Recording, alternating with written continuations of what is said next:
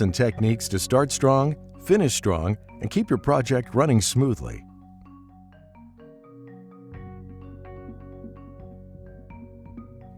When your room is ready for drywall, follow these simple steps for easy installation.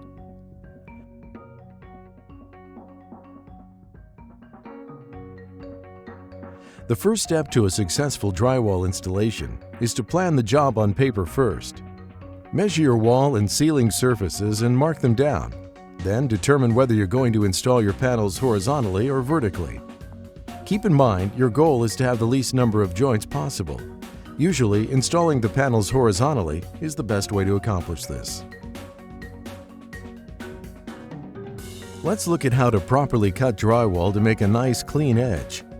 Place the panel with the light-colored side up. Measure and mark where you need to cut. Using a T-square and a sharp utility knife, score along the mark, just deep enough to cut through the face paper and part of the core. To break the core, grasp the panel edges and snap the board with a quick, firm movement away from yourself. Complete the cutting through the panel by running the utility knife through the back paper. When attaching drywall, whenever possible, attach the ceiling panels first. Fasten the panels to all ceiling joints and perimeter framing using drywall screws, spacing them every 12 inches. The screw head should be driven slightly below the face of the panel, but not deep enough to break the paper. Once the ceiling is completed, apply the wall's top panels first. Make sure their top edge is up tight against the ceiling panel. Set the screws 16 inches apart.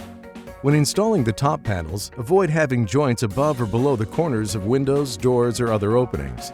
By doing so, you'll reduce the chance of cracks forming in your finished walls. Once the wall's top panels are installed, install the bottom panels. Make sure you cut out the bottom panels accurately to leave a half-inch gap between the panel and the floor. To create a cutout for things like an electrical outlet, measure across from the point where the edge of the panel will rest to the near and far sides of the electrical box.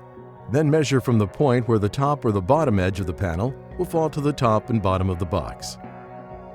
Now trace an outline of the electrical box at the appropriate position on the panel. Then cut with a keyhole saw.